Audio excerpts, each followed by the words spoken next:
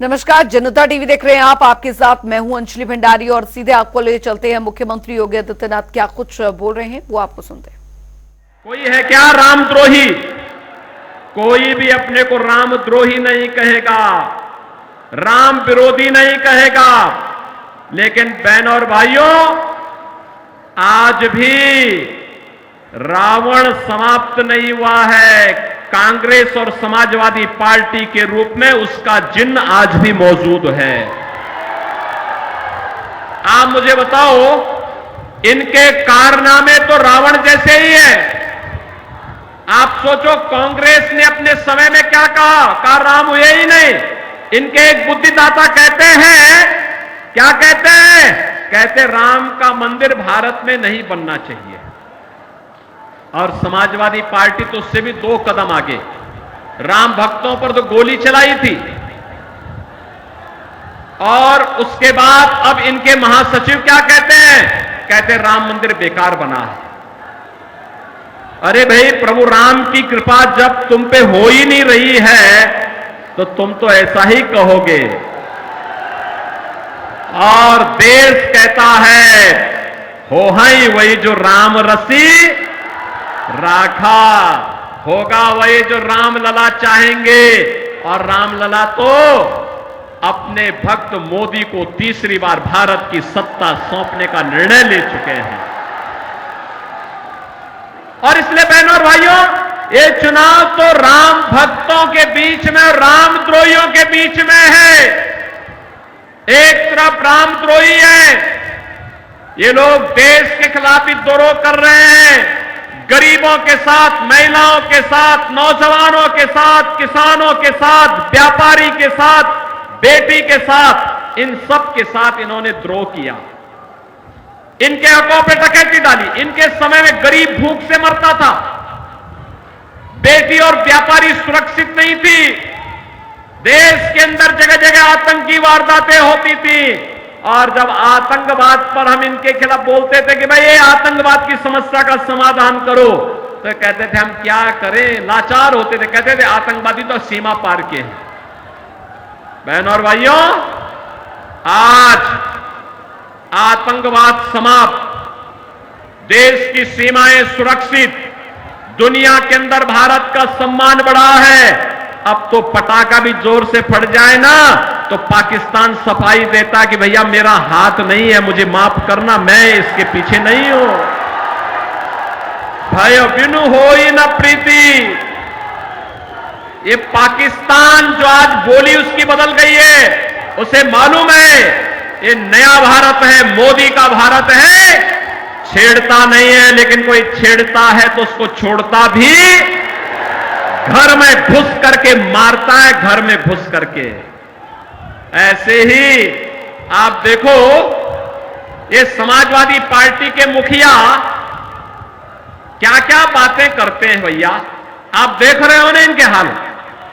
यानी राम भक्तों पर गोली चलाते थे, लेकिन आतंकवादियों को, जिन्होंने काशी में संकट मोचन मंदिर पर हमला किया, अयोध्या में राम जन्मभूमि पर आतंकी हमला किया, उन आतंकवादियों के मुकदमों को ये वापस लेते हैं। राम भक्त कल्याण सिंह जी जो प्रदेश के पूर्व मुख्यमंत्री थे, उनकी मृत्यु होती है, संवेदना के एक भी शब्द नहीं। और अभी पूर्वांचल का एक दुर्दांत माफिया मरा था, उसके घर मातम मनाने के लिए चले गए। माफिया और समाजवादी पार्टी का चोली दामन का संबंध है, यह अलग हो ही नहीं सकता है। और इसीलिए हमने भी तय किया है, भगवान राम का प्रणता निस्सरहीन करो मई, भुज उठाए प्रण कीन। हमने भी तय किया है, उत्तर प्रदेश की धरती से भारत विरोधी, रामद्रोही और तो जौनपुर में संबोधन फिलहाल जारी है मुख्यमंत्री योगी आदित्यनाथ का, और कांग्रेस और सपा पर जमकर निशाना उन्होंने साधा है। खबरों में आगे बढ़ेंगे। मुख्यमंत्री योगी आदित्यनाथ मिशन 80 के लिए लगातार चुनाव प्रचार में जुटे हैं और इस कड़ी में आज सीएम योगी ने आजमगढ़ में चुनावी जनसभा को संबोधित किया। इस दौरान उन्होंने बीजेपी प्रत्याशी के समर्थन में वोट की अपील की और साथ ही बीजेपी सरकार की उपलब्धियां भी गिनवाई। बता दें कि इस दौरान मुख्यमंत्री विपक्ष पर जमकर प्रहार भी किया। 4 चरणों के चुनाव के परिणाम और उसके रुझान जो अब तक दिखाई दे रहे हैं, ये रुझान इस बात को बताते हैं, विपक्ष के अंदर मची खलबली, विपक्ष के अंदर आई बौखलाहट उनकी हार को स्पष्ट प्रदर्शित करता है। और पूरे देश कारण भी है, पूरे देश के अंदर एक आवाज आ रही है, पूरे देश के अंदर एक ही स्वर गूंज रहा है, पूरे देश के अंदर एक ही भाव सर्वत्र दिखाई दे रहा है, और वह है कि फिर एक बार, थोड़ा आजमगढ़ की भाषा में बोलो जोर से, फिर एक बार, फिर एक बार, और अब की बार, अब की बार। बहनों और भाइयों, जब 400 पार की बात होती है तो कांग्रेस, सपा और बसपा की हालत खराब होती है, उनके चेहरे की हवा उड़ जाती है। वे पूछते हैं 400 पार कैसे होगा, तो जनता जनार्दन एक बात कहती है, जनता की ओर से आवाज आती है कि जो राम को लाए हैं,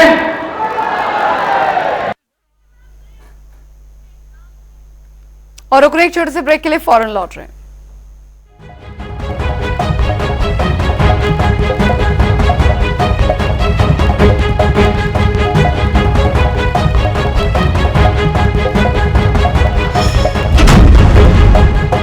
खबरों में आगे बढ़ेंगे। केंद्रीय गृह मंत्री अमित शाह संगम की नगरी प्रयागराज पहुंचे, जहां पर उन्होंने एक विशाल चुनावी जनसभा को संबोधित किया और बीजेपी प्रत्याशी के समर्थन में प्रचार प्रसार कर जनता से वोट करने की अपील की।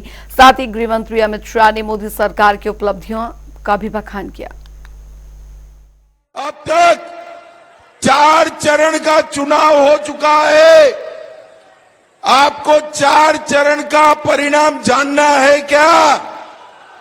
अरे जोर से बोलो, जानना है क्या? और जोर से बोलो, जानना है क्या? 4 चरण में इंडी अलायंस का सुपड़ा साफ हो गया और मोदी जी पूर्ण बहुमत प्राप्त कर तेज गति से 400 की ओर आगे बढ़ने का काम नरेंद्र मोदी के नेतृत्व में भारतीय जनता पार्टी करेगी। भाइयों बहनों, आज मैं यहां आया हूं तब आप सभी को कहना चाहता हूं, हमारे नीरज त्रिपाठी के नाम के सामने कमल का निशान है। कमल के निशान पर वोट दबाओगे तो नीरज जी जीतकर सांसद बनेंगे। सुनो सुनो, परंतु इसके साथ साथ कमल के निशान पर दबाया हुआ हर वोट नरेंद्र मोदी जी को तीसरी बार प्रधानमंत्री बनाएगा। और रुक करेंगे, इस बीच आ रही है एक बड़ी खबर की और बड़ी जानकारी आ रही है, वो आपको बता दें। तो बड़ी खबर, 5वें चरण में लोकसभा सीटों पर प्रचार थमा। ये इस वक्त की बड़ी खबर आपको बता दें तो यूपी की 14 सीटों पर कल होगा मतदान। बड़ी जानकारी आपको बता रहे हैं, लखनऊ, मोहनलालगंज, रायबरेली में कल मतदान होने जा रहा है। तैयारियां यहां पर पूरी कर ली गई हैं मतदान केंद्रों पर। अमेठी, फैजाबाद, गोंडा, कैसरगंज में वोटिंग कल होने जा रही है। 5वें चरण के तहत जो है कल वोट डाले जाएंगे। बाराबंकी, जालौन, झांसी, हमीरपुर में कल प्रत्याशियों की किस्मत कैद हो जाएगी। ईवीएम में बांदा, फतेहपुर, कौशाम्बी। तो 5वें चरण में लोकसभा सीटों पर प्रचार जो है वो थम गया है और अब यूपी की 14 सीटों पर कल होगा मतदान। तो बड़ी जानकारी आपको यहां पर बता रहे हैं, लखनऊ, मोहनलालगंज, रायबरेली में कल मतदान होगा। साथ ही अमेठी, फैजाबाद, गोंडा, कैसरगंज में कल वोटिंग होगी। तो 5वें चरण का रण जो है वो यहां पूरी तरीके से सज चुका है। प्रचार प्रसार का शोर थम चुका है और ये यूपी की 14 सीटें हम आपको पॉइंटर्स के जरिए यहां पर दिखाते चल रहे हैं, जहां जहां पर कल वोटिंग होने जा रही है।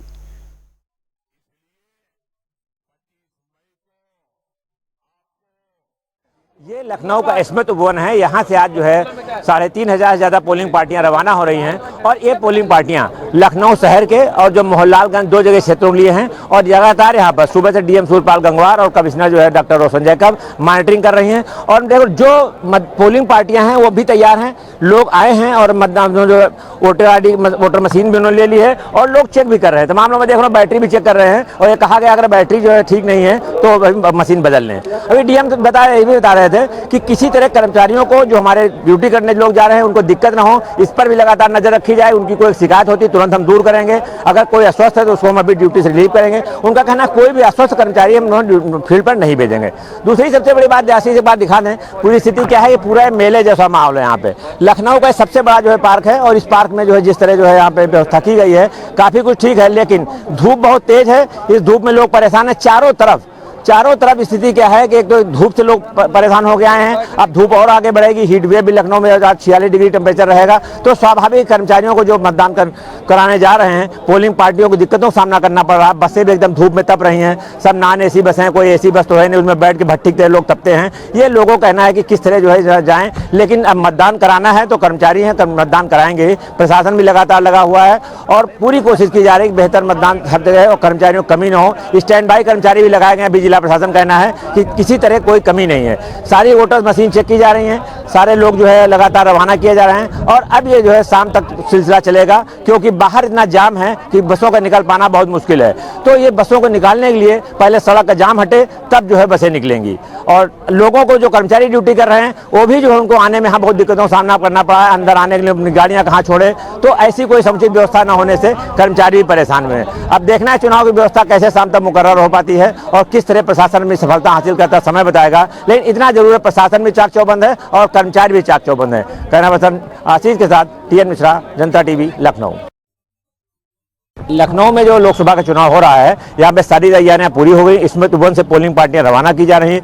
डीएम सूर्यपाल गंगवार और कमिश्नर जो है डॉक्टर रोशन जैकब सुबह से खुद लगातार मैदान में मौजूद हैं और मोर्चा संभाले हैं। मैं उनसे जानूं क्या व्यवस्था है सर। कल 20 मई को लखनऊ के सभी बूथों पर चुनाव होना है, वोट पड़ना है और उसके लिए आज मतदान की जो पार्टीज़ हैं, पोलिंग पार्टीज़, वो यहाँ से EVM और बाकी स्टेशनरीज जो इलेक्शन मटेरियल है वो लेकर बूथ पे जा रही हैं। आज प्रस्थान हो रहा है और आप देख रहे हैं कि सभी कार्मिक यहाँ पर मौजूद हैं इस समय और अपनी जो यहाँ की प्रक्रिया करनी है वो कर रहे हैं। आज शाम तक सभी जगह पर पोलिंग पार्टीज़ पहुँच जाएंगी हर बूथ पर। 3768 बूथ हैं टोटल और कल सुबह 7 बजे से शाम को 6 बजे तक मतदान होगा। मैं लखनऊ के सभी वोटर्स से आपके माध्यम से अपील करूंगा कि सभी लोग सुबह 7 बजे से शाम को 6 बजे के बीच 20 मई को मतदान अवश्य करें। सर एक लाइन में बताइए कि धूप बहुत ज्यादा है, गर्मी जो हीट वेव चल रही है, इसमें हम मतदाताओं से क्या कहना चाहेंगे, क्या सतर्कता बरतें और कैसे जो है वो मतदान सभी मतदाता वोट डालने के लिए निकल पाएं, इसके लिए प्रशासन ने ये व्यवस्था की है कि हमने निजी वाहनों को अलाउ किया है बूथ के 100 मीटर तक जाने के लिए। तो आप लोग अपनी कार से, मोटरसाइकिल या स्कूटी वगैरह से जा सकते हैं। 100 मीटर पहले तक वाहन आपका जा सकेगा और जो पब्लिक वाहन है, पब्लिक ट्रांसपोर्ट है, वो भी चलेगा कल, ऐसी व्यवस्था की गई है। Thank you. तो डीएम सूर्यपाल गंगवार का सीधे से कहना है कि जो है मतदाताओं की सुविधा के लिए सभी निजी वाहनों को 100 मीटर दायरे में अलाउ कर दिया गया है। वो कोई किसी को असुविधा ना हो, वो जाएं और वोट दें। कोशिश करें सुबह और दोपहर बाद वोट दें कि जिससे जो है बेहतर व्यवस्था हो सके। कैमरा पर्सन आशीष के साथ TN मिश्रा, जनता TV, लखनऊ। चौथे चरण में कानपुर देहात की 3 विधानसभाओं में मतदान हो चुके हैं और अब 5वें चरण का रण जो है उसकी रणभेरी बच चुकी है। 5वें चरण में कानपुर देहात की भोगलीपुर विधानसभा में मतदान होगा जो जालौन व्यवस्था का हिस्सा है। आज पोलिंग पार्टियां रवाना हो रही हैं कि किस तरीके से तैयारियां हो चुकी हैं वो आपको दिखाएंगे कि जितने भी मतदान कर्मी हैं वो अपनी वीवीपैट और तमाम मशीनों को लेकर के यहाँ से रवाना होंगे और सभी अपने मतदान बूथों पर पहुंचेंगे। मतदान को किस तरीके से व्यवस्था की गई है, सुरक्षा व्यवस्था के क्या इंतजाम है, उसकी जानकारी के लिए हमारे साथ पुलिस अधीक्षक BVG चतुर्मूर्ति हैं। उनसे हम बात करेंगे कि सुरक्षा व्यवस्था की जो बड़ी जिम्मेदारी है उनके कंधे पर। सर 5वें चरण का मतदान है और कानपुर देहात की भोगलीपुर विधानसभा में मतदान होगा। करीब 3 लाख से ज्यादा मतदाता होंगे। जो चौथे चरण का मतदान था उसे आपने बखूबी निभाया और सुरक्षा व्यवस्था शांतिपूर्ण रही। इस बार जो है हीट वेव की जो है अलर्ट जारी है, कितना बड़ा चैलेंज मानते हैं? देखिए सबसे पहले तो मैं आपको आपके सहयोग बहुत रहा और बाकी कानपुर नगर वासियों को, सॉरी कानपुर देहात वासियों को और बाकी अन्य जितने भी हमारे पुलिस साथी प्रशासन से सबको धन्यवाद देता हूं कि 13 तारीख को जो चौथी चरण के 3 कॉन्स्टिट्यूएंसीज के जो इलेक्शन हुए हैं बहुत सकुशल संपन्न हुए हैं, उसमें सभी के सहयोग के लिए बहुत बहुत धन्यवाद। उसके अलावा 5वीं जो चरण है उसमें हमारे बोगनीपुर क्षेत्र में जरूर इलेक्शन हो रहा है और उसके संबंध में जितने भी सिक्योरिटी प्लान्स बनानी है हमने पहले से ही अपने बनाया हुआ है। जितने भी कुरापती तत्व हो या शरारती तत्व हो या कुछ भी ऐसे हॉटस्पॉट्स हो जहां पर हमारे निगरानी रखनी है वो लगातार हमने रखा हुआ है, अभी भी लगाया है। इसके अलावा जितने भी निरोधात्मक कार्रवाई करनी है वो भी हम लोगों ने कर लिया और नाकाबंदी जहां जहां बैरियर्स लगाना है वहां पे लगाए और लगातार वहां मतलब संदिग्ध व्यक्तियों की, संदिग्ध वाहनों की भी चेकिंग भी चल रही है। कहीं पर भी कोई इश्यू नहीं है। बस आपके माध्यम से हम सभी को यही कहेंगे कि कोई भी इलेक्शन प्रोसेस या इलेक्शन प्रोसेस में जो मतलब बाधा ना उत्पन्न करे या कोई फेक या फर्जी वोट डालने की कोशिश ना करे, क्योंकि हम लगातार भ्रमण हैं और सबके ऊपर निगरानी है। कोई भी ऐसे व्यक्ति हमें जब मिल जाएंगे उसके ऊपर सुसंगत धाराओं में मुकदमा लिखेंगे और कड़ी से कड़ी कार्रवाई दिलाएंगे। सर, कानपुर देहात में जो चौथे चरण में 3 विधानसभाओं के मतदान हुए, अगर बात की जाए कि अति संवेदन और संवेदनशील जो बूथ रहेंगे उन पर किस तरीके की इस बार व्यवस्था रहेगी? देखिए, ये संवेदन और अति संवेदनशील जो बूथ है उसका पहले से ही हमने चिन्हीकरण किया हुआ है। वहां पर जो हमारे जो आयोग के माननीय इलेक्शन आयोग के जो मानक के अनुसार जो सीआरपीएफ बल लगनी है या सशस्त्र बल लगनी है उस मानक के अनुसार हमने लगा चुके हैं। उसके अलावा हमने जो पूरे एरिया को क्लस्टर के हिसाब से बांट के एक एक गजेटेड अधिकारी को भी मतलब वहाँ का इंचार्ज बनाया हुआ है, उनके लिए क्यूआरटी भी दिए हुए और भरपूर क्यूआरटी पूरी एरिया में हमने बनाया है सच दैट कोई भी इश्यू बने या समस्या उत्पन्न हो तो हमारे क्विक रिएक्शन टीम जो है वो तुरंत उस पर काम करेगी। वैसे तो ऐसी स्थिति जरूर उत्पन्न नहीं होगी, मेरा विश्वास है और आपके आश्वासन भी है कि हम सकुशल संपन्न और very free and fair election कल कराएंगे। सर, ऐसे समय पे एक चैलेंज ये भी होता है क्योंकि शरारती तत्व होते हैं और उस तरीके के मैसेज वायरल करते हैं जो कहीं ना कहीं सवाल खड़ा करते हैं, उनके लिए किस तरीके से काम होगा? देखिए, हमारा लगातार सेंट्रल कंट्रोल रूम भी है, हमारे सोशल मॉनिटरिंग सेल भी है, तो उन पे भी हम ध्यान दे रहे हैं और कोई भी ऐसे अफवाहें या रूमर फैला रहे हैं तो उनके ऊपर भी हम कड़ी से कड़ी कार्रवाई लगातार कर रहे हैं, मुकदमा भी लिख रहे हैं और कार्रवाई भी कर रहे हैं। उसके अलावा आपके माध्यम से फिर से मैं अनुरोध करूंगा कि जितने भी ऐसे लोग हैं जो अननेसेसरी गलत भ्रामक खबरें या अफवाहें फैलाएंगे उनके ऊपर कड़ी कार्रवाई होगी और जो भी या फेक या फर्जी वोटिंग डालने की कोशिश करेंगे उनको हम 100% मतलब मुकदमा लिख के उनके ऊपर कड़ी से कड़ी कार्रवाई करेंगे। आज से हमारे साथ जनपद कानपुर देहात के पुलिस अधीक्षक बीबीजी जिन्होंने खासतौर पर बताया है कि कल यानी 20 मई को होने वाले 5वें चरण के मतदान में किसी भी तरीके की लापरवाही नहीं होगी, शांतिपूर्ण और भयमुक्त मतदान होगा। सभी मतदाता अपने मताधिकार का प्रयोग करेंगे, किसी भी तरह की लापरवाही नहीं बरती जाएगी। कानपुर देहात से गौरव सिंह, जनता टीवी। बड़ी खबर एक बार फिर आपको हम बता रहे हैं तो 5वें चरण में लोकसभा सीटों पर प्रचार जो है वो पूरी तरीके से थम गया है। यूपी की 14 सीटों पर कल मतदान होगा। लखनऊ, मोहनलालगंज, रायबरेली में कल मतदान होने, अमेठी, फैजाबाद, गोंडा और कैसरगंज में वोटिंग कल होनी है। बाराबंकी, जालौन, झांसी व हमीरपुर में कल मतदान होगा। बांदा, फतेहपुर और कौशाम्बी सीट समेत ये 14 सीटें जिन पर कल वोट डाले जाएंगे। तमाम जो पोलिंग पार्टियां हैं वो यहां से रवाना हो चुकी हैं और कल वोटिंग सेंटर्स में आपको बता दें और ये 4 तस्वीरें हम आपको दिखा रहे हैं। हमीरपुर, फतेहपुर और रायबरेली की तस्वीरें हम आपको लगातार दिखा रहे हैं किस तरीके से जो पोलिंग पार्टियां हैं वो ईवीएम के मशीन लेकर रवाना हो गई हैं। 5वें चरण के मतदान को लेकर के इस समय मौजूद हैं रायबरेली के आईटीआई ग्राउंड पे, जहां से आज पोलिंग पार्टियां रवाना होंगी। आप तस्वीरों में भी साफ तौर पे देख सकते हैं कि इस समय मौजूद आईटीआई ग्राउंड में है, जहां से अभी कुछ ही देर में पोलिंग पार्टियां रवाना होंगी। वहीं अगर बात की जाए तो रायबरेली जनपद में कुल 17,83,571 मतदाता इस बार मतदान करेंगे, जिसमें से 8,52,552 महिलाएं तो वहीं 9,30,983 पुरुष मतदान करेंगे। यही नहीं, रायबरेली में कुल 1,236 मतदान सेंटर वहीं 1,867 बूथ बनाए गए हैं। अगर बात की जाए तो इस बार से दिनेश प्रताप सिंह व बसपा से ठाकुर प्रसाद यादव के हक में जनता मतदान करेगी। राहुल मिश्रा, जनता टीवी, रायबरेली। एक बार फिर आपको जौनपुर ले चलते हैं। केंद्रीय गृह मंत्री अमित शाह क्या कुछ कह रहे हैं, सुनते हैं।